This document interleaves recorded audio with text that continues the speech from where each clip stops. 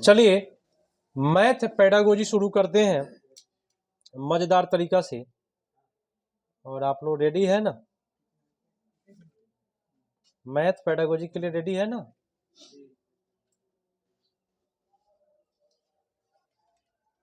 चलिए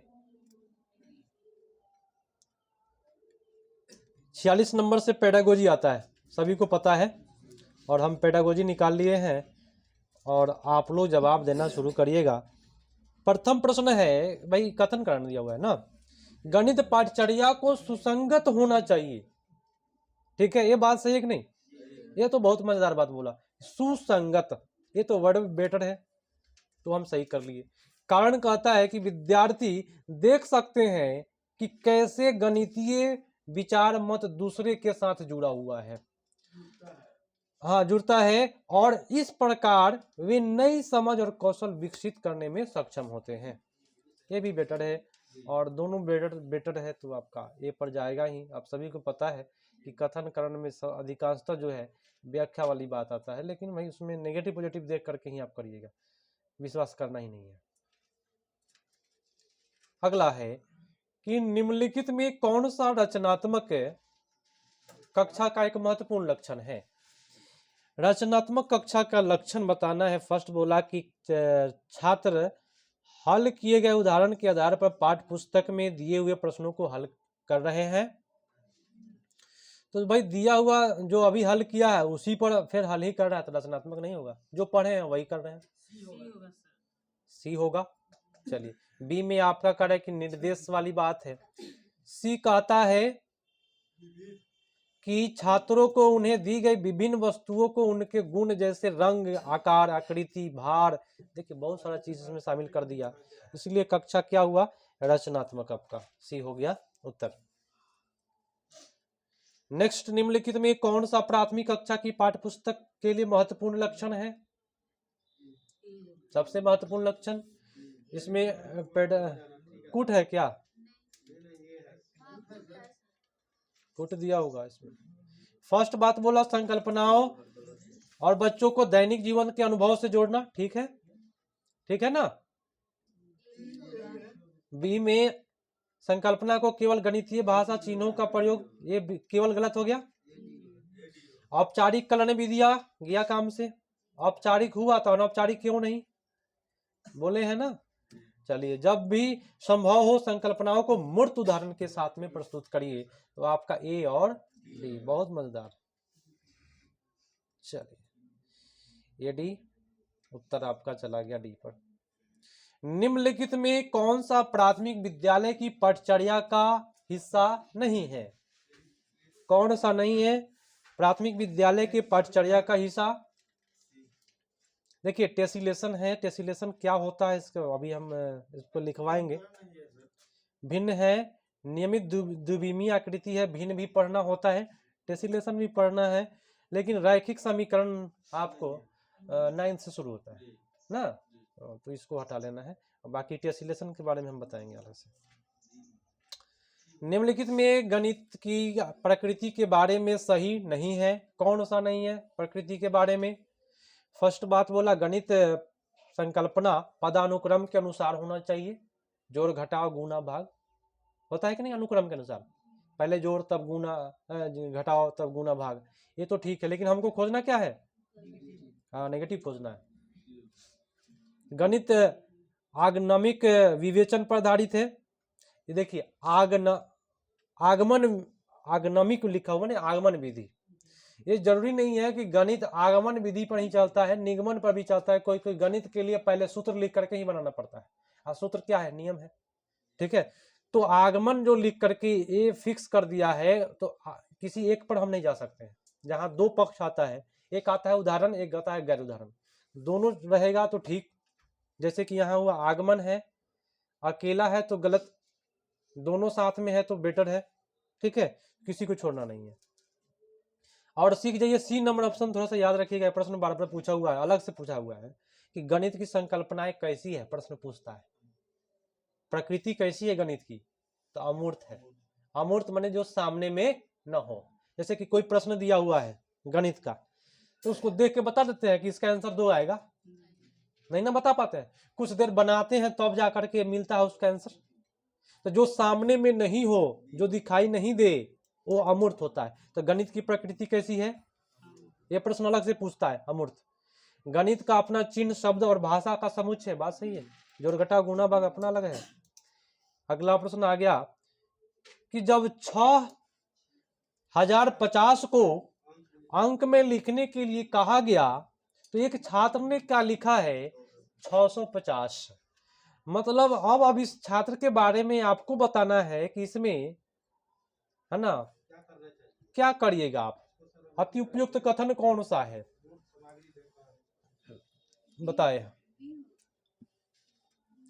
हाँ, उसको स्थानीय मान नहीं आ रहा है, क्योंकि आता तो इकाई दहाई सैकड़ा हजार लिखता, लेकिन 650 ही लिखा, तो उसको स्थानीय मान की समझ नहीं है। और 10 एवं स्थानीय मान की संकल्पनाएं मूर्त का उपयोग करके सुदृढ़ करना चाहिए। कभी भी बच्चा को सुधारना हो तो मूर्त चीज का प्रयोग करके सुधारना है, ठीक है।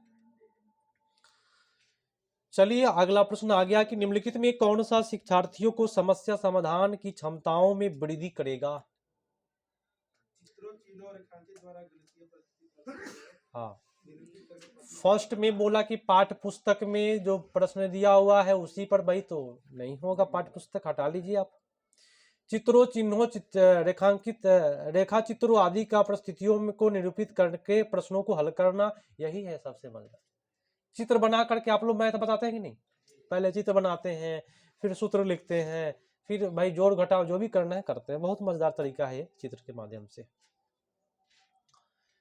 अब अगला है कि निम्नलिखित में कौन सी संकल्पनाओं को डिन्स ब्लॉक के उपयोग द्वारा पढ़ाया जा सकता है। तो डिन्स ब्लॉक में हम आपको बताए जोड़ घटाव गुना भाग ये सब आता है। तो डिन्स ब्लॉक में कौन सा पढ़ाया जा सकता है, जोड़, घटाव मने होता है व्यकलन, जोड़ मने होता है योग, है ना, अस्थानीय मान एक शामिल कर लीजिए, आएगा गणना आता है। तो हम डिन्स ब्लॉक अलग से लिखवाएंगे आप लोगों को, ठीक है, और इसका एक वीडियो भी है डिन्स ब्लॉक का। तो ये आपका उत्तर चला गया। डिन्स ब्लॉक में कभी भी क्या नहीं आता है, तो भिन्न नहीं पढ़ना है। क्या नहीं पढ़ना है, भिन्न नहीं पढ़ना है। डिन्स ब्लॉक में आयतन नहीं पढ़ना है। डिन्स ब्लॉक में फिर डी वाला ऑप्शन में भिन्न है, आकृतियां हैं, ये सब नहीं पढ़ना है। अगला प्रश्न है कि लक्ष्मी कंचों का खेल खेल रही थी, वह खेल में 6 कंचे हार जाती है, अब उसके पास 8 कंचे बचे हैं, तो कितने कंचे से शुरू किया था, बताइए। 6 गो कंचा हार गया, उसके पास अभी 8 गो है, तो कै गो कंचा था, आप लोग पहले हमको बताइए। हाँ, ना ये हम आंसर पूछ रहे हैं आप लोगों से। आप 6 कंचा हार गए, 8 गो है, तो कितना था आपके पास, 14 गो था। तो ये क्या चीज का जोड़ किए हैं आप, तो जब जोड़ किए हैं तो ऑप्शन में जोड़ किधर है, ए नंबर, इसीलिए बुलवा रहे थे आप लोग से।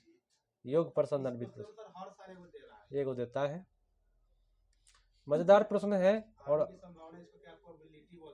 हाँ, प्रोबेबिलिटी का प्रश्न एक आता है। चलिए, गणितीय पहेली का उद्देश्य डैश को बढ़ावा देना है। सबसे मजेदार पेडागोजी, एक बात याद रखिए, सुन लीजिए पहले, सबसे मजेदार पेडागोजी तो गणित का पेडागोजी, इसका आंसर फिक्स होता है और ये अधिकांशतः टकराने का काम करेगा। जो पढ़ रहे हैं ना वो टकराने का काम करेगा। मैथ पेडागोजी सबसे मजेदार पेडागोजी, और सबसे खतरनाक कहे तो हम पेडागोजी मानते हैं ईवीएस का, क्योंकि उसमें 3 गो ऑप्शन सही होता है। 3 गो में जो ज्यादा बेटर है उसको किया जाता है। हाँ देखिए, गणितीय पहेलियों का उद्देश्य डैश को बढ़ावा देना है। हाँ, ड्रिल अभ्यास क्या काम से, रुचि तो बहुत मजेदार है। समस्या समाधान भी ठीक है, लेकिन कलन विधि क्या काम से। कलन विधि की परिभाषा क्या होती है, फिर बोल दीजिए। लक्ष्यों को प्राप्त करने के लिए चरण दर चरण निर्देश, उसको कहते हैं कलन विधि। ठीक है, उत्तर आपका बी सी पर चला गया। नेक्स्ट है कि न्यूमैन, ये 2 वैज्ञानिक है, एक डिन्स ब्लॉक, एक न्यूमैन, जो बार बार नया नया वैज्ञानिक शामिल हुए हैं पूछने में, सीटेट में आ रहा है, इसको हम लिखवाएंगे और वीडियो भी है प्लेलिस्ट में पड़ा हुआ है सिद्धांत में। भाई न्यूमैन का क्रम बताने की पहले उन्होंने क्या बताया उसके बाद क्या बताया समझना है। तो न्यूमैन साहब सबसे पहले जो बताए थे वह प्रश्न को पढ़ना। आप लोग सबसे पहले क्या करते हैं, देखिए न्यूमैन एक वैज्ञानिक है, समझिए पूरा एकदम आराम से, ना बहुत बार पूछा हुआ है। न्यूमैन एक वैज्ञानिक है, समझिएगा ध्यान से। और जब वैज्ञानिक है तो गणित के बारे में, ठीक है, गणित के बारे में बताते हैं। तो गणित के बारे में सबसे पहले आप लोग क्या करते हैं, प्रश्न को क्या करते हैं। तो सबसे पहले हम कर दिए प्रश्न को पढ़े। जब पढ़िएगा तो कुछ ना कुछ समझिएगा भाई, एकदम ठेठ में चलते हैं, मजा आएगा। जब प्रश्न पढ़े तो कुछ ना कुछ समझ में आया, ए नंबर चला गया। और जब समझ में आया कि भाई जोड़ करना है कि घटाव करना है, तो गणितीय चिन्ह में रूपांतरण करेंगे। चिन्ह मने जोड़ घटाव गुणा भाग। पहले भाई गणित पढ़े, समझ में आया कि है जोड़ना है घटाना है, तो भाई गणितीय चिन्ह का प्रयोग कर लिए। जब गणितीय चिन्ह का प्रयोग हो गया तो भाई अब बनाना शुरू करेंगे, तो उसको कहते हैं निष्पादन। तब कहते हैं उसको क्या, निष्पादन। और लास्ट में बनाते बनाते आपका उत्तर आ जाएगा, तो उत्तर को कह देंगे प्रतिपादित करना। हो गया। तो अब आप लोग को देखना नहीं है, हम पर देखना है, मेरे पर। न्यूमैन साहब के बारे में आप लोगों ने पढ़ा। फर्स्ट बात क्या कहा उन्होंने, देखना नहीं है, पहले प्रश्न को पढ़ेंगे तो क्या होगा, प्रश्न को समझ, तब प्रश्न समझ में आएगा। 2 नंबर में क्या है, प्रश्न को समझना। और जब समझ लेंगे तो क्या होगा, गणितीय चिन्ह का रूपांतर करेंगे कि जोड़ करना है घटाव करना है।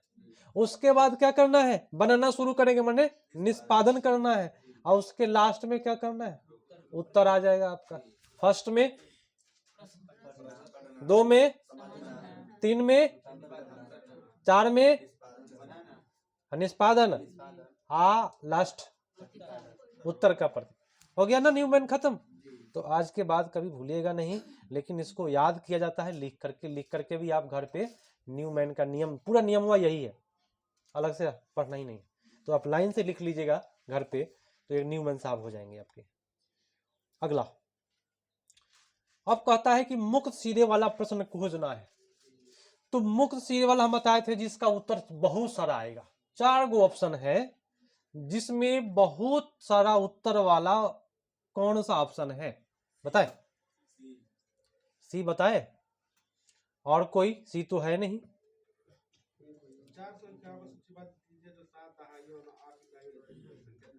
हाँ देखिए, 4 संख्या को सूचीबद्ध करिए, मैंने आपको 4 गो संख्या बताना है जो 7 दहाई 70 और 8 इकाई 8 द्वारा निर्मित संख्या से बड़ी है, 70 से 8 से इकाई से बड़ी है।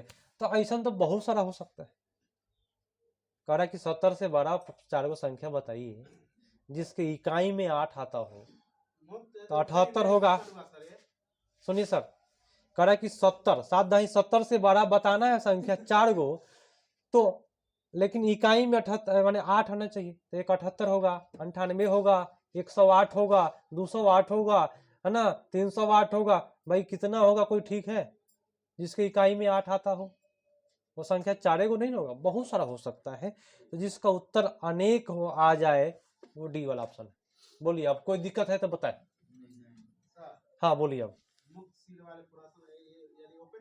हाँ हाँ, देखिए मुक्त सिरे वाला प्रश्न में जिसका उत्तर अनेक आए, और बंद सिरे वाला प्रश्न जो होता है जिसका उत्तर फिक्स आए, एक हो या फिक्स हो, 2 ही हो फिक्स हो। आप कहिएगा कि सर डी नंबर ऑप्शन में 4 संख्या, तो ये तो फिक्स बोल रहा है, लेकिन कह रहे 70 से 12, 4 तो कुछ हो सकता है क्या? तो यही पकड़ना है आपको। अगला प्रश्न है कि निम्नलिखित में कौन सा योगात्मक आकलन में सम्मिलित किया जा सकता है? योगात्मक आकलन में हम आपको लिखवाए थे, योगात्मक आकलन का मतलब कि सत्र के अंत में जो एग्जाम होता है, परीक्षा होता है, उसी को योगात्मक आकलन कहते हैं। लिखवाए थे कि नहीं? तो इसको आप लोग जरूर लिख लीजिएगा। सत्र के अंत में जो आकलन किया जाता है उसको योगात्मक आकलन कहते हैं। कलन विधि किसे कहते हैं? तो चरण लक्ष्य को प्राप्त करने के लिए चरण दर चरण निर्देश को कलन विधि कहते हैं। ये दो चीज सीखे। सत्र के अंत में जो परीक्षा होता है उसको क्या कहते हैं, योगात्मक आकलन। कोई दिक्कत नहीं ना हो रहा है। तो ये सब लिखना है, जो लोग सुन रहे हैं वो लोग लिखिएगा, ऑनलाइन में लिख सकते हैं। यहाँ अगर टाइम नहीं मिल रहा है तो वहां पे वही करना है, कलम कॉपी लेके बैठना है। जब 45 को 5 से गुना करने के लिए कहा गया तो एक छात्र ने 45 को 5 बार जमा कर दिया, मैंने जोड़ दिया। क्या भाई छात्र तो गलत नहीं ना किया है, वो ठीक है भाई, आंसर सेम ही आएगा। क्या जोड़िए, चाहे उसको 5 बार गुना कर दे, 5 से गुना कर दे। तो निम्नलिखित में कौन सा कथन सबसे अति उपयुक्त है, बताएं।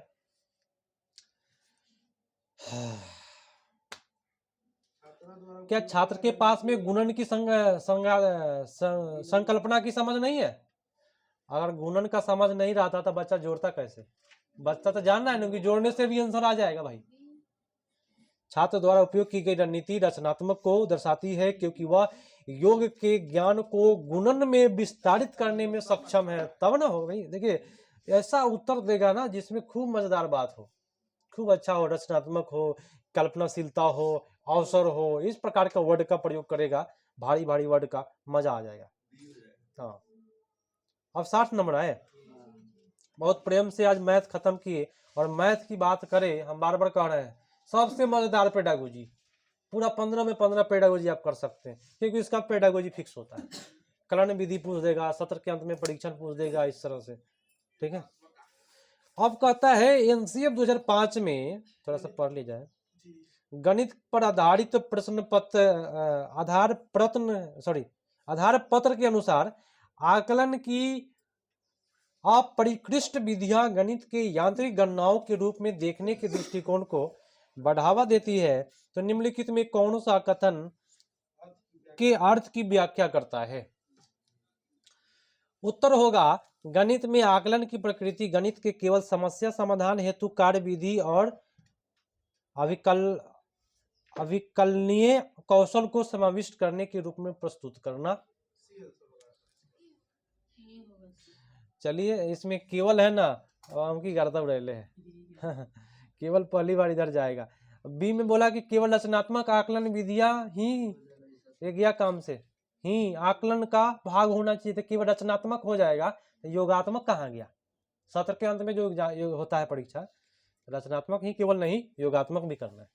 अविकल्पनीय कौशल शिक्षा का महत्वपूर्ण भाग है, अतः गतिविधियां के द्वारा मूर्त सामग्री का प्रयोग करते हुए अविकल्पन को पढ़ा। ये होगा सी, आंसर गलत दिया हुआ है, सी होगा,